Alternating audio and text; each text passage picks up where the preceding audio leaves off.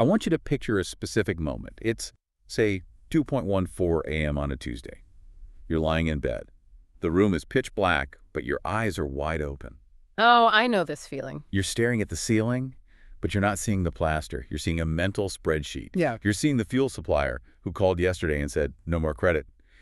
You're seeing the payroll that has to happen on Friday. And you're seeing a bank balance that. Well, it's not going to cover both. That is a visceral image. And for anyone in business, especially in capital-intensive sectors like logistics or manufacturing, that 2.0 a.m. stare it's almost a rite of passage. It is the loneliest feeling in the world. It really is. And in that moment, to keep the panic from setting in, we all tell ourselves the same story. We say, it's okay, we're busy, the trucks are moving, the invoices are out. This is just a cash flow squeeze. Right. As soon as that big payment lands, we're back in the green. It's just a timing issue. That's the mantra. But today, we're doing a deep dive into a Greystride article that suggests this 2.0 a.m. mantra might actually be the most dangerous lie you can tell yourself. Because, and this is the core of it, while sometimes it is just cash flow, Often it's not. often it's something much deeper, what they call a structural problem. The distinction is critical.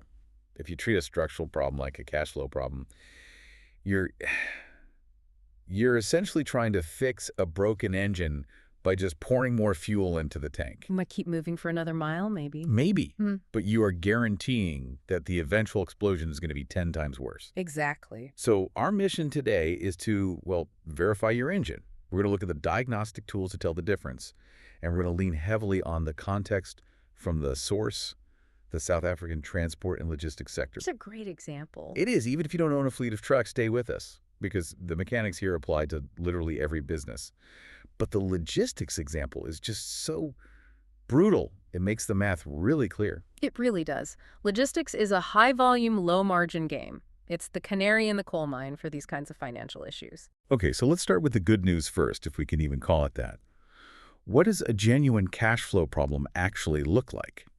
Because I think we use that term a little too loosely. We do. People say cash flow issues when they really just mean I'm broke. Right.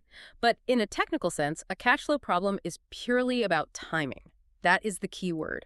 If you strip away all the stress, the underlying business model actually works. You are selling your service for more than it costs you to deliver it. The profit is there on paper. It just isn't in the bank account yet. And this is where that logistics context becomes so important. Let's paint the picture. You're running a transport company. You pick up a load, let's say in Durban, to deliver to Johannesburg. What happens to your cash immediately? Well, immediately cash leaves the building. You have to put diesel in the tank. And in South Africa, fuel is often C or on very short terms. You have to pay the driver. You have to pay for the tires, the tolls, the maintenance. That money is gone today. Okay, so the cost is immediate, but the payment from the client. The client, if it's a major corporate retailer or a mine, they're probably dictating terms. You're looking at 30 days, if you're lucky. But more likely. More likely 60 or even 90 days from statement. 90 days. That's a quarter of a year. So you are essentially acting as a bank for your client. You're giving them an interest-free loan for 3 months while you bear all the risk. Precisely. And that gap, that 90-day valley of death, that's where the cash flow crisis happens. You've done the work, you've earned the profit, but the cash hasn't caught up to the cost yet. But, and this is the key from the Greystride piece, if you survive that 90 days, the problem solves itself. That is the litmus test. Yeah. 100%. If you want to know if you have a cash flow problem, ask yourself this one question. When the big payment finally lands, does the business recover or does it immediately fall behind again? So does the patient get out of the hospital bed and walk away? Or do they just need another transfusion? Exactly. In a true cash flow issue, once that check clears, you pay off the suppliers, you catch up on payroll, and you have a buffer left over. The pressure just vanishes. You can breathe again. The crisis was just a mismatch in timing. Just timing. Okay, so that's the scenario we all hope for. We're just waiting for the check. But now let's introduce a character. Let's call him Dave. Dave owns a fleet of 10 trucks. They're shiny, they're branded, he's got drivers running 24/7. From the outside, Dave looks like a tycoon. But poor Dave is about to learn about structural problems. This is the busy trap. I love that term, because we're all conditioned to think that busyness equals business. If the phone's ringing and the trucks are moving, we must be making money. And that is the single most dangerous assumption in the world. A structural problem is the silent killer because it hides behind activity. Unlike cash flow, this isn't about when the money comes in. This is about the fact that the business machine itself is fundamentally flawed. So in Dave's case, maybe he's moving goods for a rate that doesn't actually cover the real cost of the trip. Exactly. He might be looking at his gross profit and thinking, okay, the trip pays 10,000 Rand, fuel costs 6,000, driver costs 1,000, I made 3,000 Rand. Seems good on the surface. But he's ignoring the invisible costs, the wear on the tires, the engine depreciation, the insurance, the admin overheads back at the office. So in reality, every time a truck leaves the yard, he's not making $3,000. He might be losing 500. Correct. But because the revenue is flowing in, it completely masks the fact that the margin is negative. He is structurally unprofitable. So what are the warning signs for Dave? If he can't trust the fact that he's busy, what should he be looking at? Well, the source lists a few red flags that should send a shiver down your spine. The first one is that the stress never actually goes away, even in your good months, even when you hit record turnover. So he gets that big check, but it's already spent before it even lands in the account. It evaporates instantly. He's always entering the month on the back foot. The second sign is relying on survival mechanisms as standard operating procedure. Like constantly living in your overdraft. The overdraft is permanently at its limit. He's constantly asking suppliers for extensions. Just give me another week on the fuel bill. Or, and this is the one the source highlights as the ultimate sin dipping into VAT money. Oh, that's bad. Using the taxman's money to run operations. That feels like digging your own grave. It's borrowing from a lender who has the power to shut you down completely. If you are using your VAT collection to pay for diesel, you are not just having a cash flow dip, you are insolvent. You just haven't admitted it to yourself yet. That is heavy. But I want to pivot to the part of the article that really, really blew my mind. It's a concept that completely flips standard business logic on its head. The growth paradox. This is fascinating, isn't it? It is, because if I'm Dave and I realize I'm short on cash, my instinct, my survival instinct, is to say, I need to sell my way out of this. I need more contracts. I need more trucks on the road. Right. If I'm losing money, surely the answer is to make more money. And in a normal, healthy business, that's true. Sales cure all. But in a structural problem, working harder actually accelerates your demise. It's terrifyingly counterintuitive.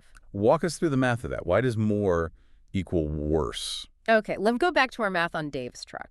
Suppose that after you factor in all the real costs, the tires, the maintenance, the overheads, Dave is actually losing 50 cents for every single kilometer that truck travels. Okay, a small loss, but a loss nonetheless. Right. Now, Dave feels the financial pressure. He thinks, I need to grow. So he goes out and lands a massive new contract. He adds 5 new trucks to the fleet to service it. He is now driving 100,000 kilometers a month instead of 20,000. So he's 5 times busier. And he is now losing money 5 times faster. He has scaled his losses. He hasn't grown his way out of trouble. He has multiplied his rate of bleeding. That is terrifying. Because the activity feels good. The revenue number at the top of the income statement is huge. It looks like growth. It looks like growth, but it's actually cancer. It's the uncontrolled growth of a defect. The source poses a brilliant diagnostic question here. If you're listening to this and wondering about your own business, ask yourself this. What's the question? If my volumes increased by 20% tomorrow, would my life get easier? Or would the pressure get worse? That's it. That is the question. If the answer is, oh God, if we got 20% busier, the wheels would come off, then you have a structural problem. Exactly. If more business equals more chaos and tighter cash, your structure is broken. The source also mentions fragility as a test. The one thing goes wrong test. Yes. Ask yourself, if fuel prices spike by 10% next week, can I absorb it? Or if my biggest customer leaves, do I survive? And in a structural problem, the answer is usually no. The margins are so thin, or they're negative, that there is zero room for error. You're driving a car with no suspension on a road full of potholes. And eventually you hit a pothole, a truck breaks down, a client pays late, and because you have no structural integrity, the whole thing just collapses. So let's go back to Dave. He's stressed. He's structurally broken, though he probably still thinks it's cash flow. What does he do next? The article warns about short-term fixes. This is the death spiral, isn't it? It is. When you're drowning, you grab anything that floats. But in business, the things that float are often anchors in disguise. Like what? What's the go-to move for a desperate owner? Expensive debt. That's usually step one. You go to those alternative lenders who offer fast cash but charge, exorbitant interest rates. Or you start factoring your invoices aggressively. Factoring, that's where you sell your invoice to a third party to get the cash today, but you lose a percentage. Right. And look, invoice discounting can be a legitimate tool in the right circumstances, but if you are using it to plug a loss-making hole, you're just reducing your margin even further. You're eating your future profit to pay for today's mistake. And what about the operational shortcuts? The source mentions delaying maintenance. This is the classic logistical sin. You're short on cash, so you say, look, let's just skip the service on truck 4. It's running fine. We'll do it next month. You're basically borrowing from the truck's health. You are stripping the equity from your own asset. You save 5,000 Rand today, but you guarantee a 50,000 Rand engine blowup 3 months from now. And when that truck blows up, it's off the road. No revenue, but the bank payments on it continue. That's often the death knell. It's the tragedy of short-termism. Relief today becomes a constraint tomorrow. And the deeper you go into this spiral, more debt, deferred maintenance, taking on bad work just to keep busy, the harder it is to ever get out. You are digging the hole deeper while trying to climb out of it. Okay, we've painted a pretty grim picture for Dave. But the Greystride article isn't just a eulogy for broken businesses. It does offer a way out. But it sounds like the solution isn't fun. No, it's not fun at all. It's painful because the solution isn't find more money. The solution is get clarity. The day to die. You have to stop looking at the top line, the revenue, and start looking at the bottom line per unit. In logistics, that means knowing your exact CPK. Your cost per kilometer. To the cent. You need to know that for every kilometer that wheel turns, it costs you X in fuel, Y in tires, Z in driver wages, and A in overheads. If you don't know that number, you're not running a business. You're gambling. And once you have that number, you have to look at your clients. And this is the part that hurts. This is the emotional hurdle. You have to look at that client you've had for 10 years. They're nice people. You play golf with the owner. But if the data says their rate is below your CPK, You have to fire them. you have to fire them or renegotiate. That is incredibly hard to do. Shrink to survive, it feels wrong. It feels completely counterintuitive. You're stressed about money and the expert is telling you to turn away revenue. But if that revenue is toxic, if it costs you money to earn it, getting rid of it is the only way to save the ship. You have to park the trucks that aren't profitable. You have to cut the overheads that aren't serving the core business. You have to view the business as it is today, not as it used to be. I think that's a crucial distinction. Dave might be remembering the race from 2021, but diesel isn't at 2021 prices. Exactly. The market is dynamic. Your structure has to be dynamic. If you were structured for a world that no longer exists, you are structured to fail. The article also mentions that one of the biggest barriers to fixing this isn't intelligence. It's pride and proximity. We just need one good month. That's the gambler's fallacy again. Owners are often too close to the problem to see the design flaw. They think it's an execution problem. I just need to push harder. They need someone from the outside to come in, look at the schematic, and say, Dave, the machine is built wrong. It's about admitting that the current design has failed.